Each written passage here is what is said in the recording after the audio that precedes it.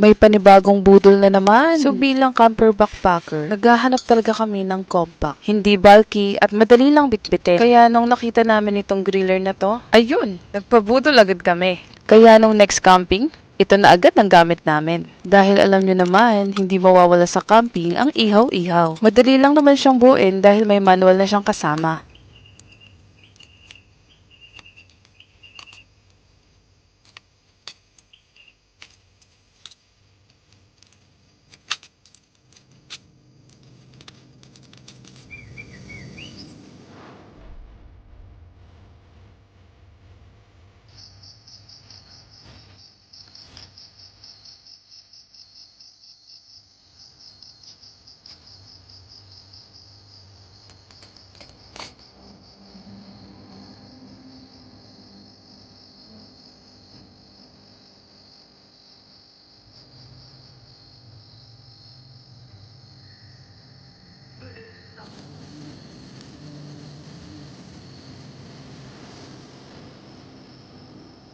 At ito pa ang bonus, pwede siyang gawing patungan ng mga hinugasan.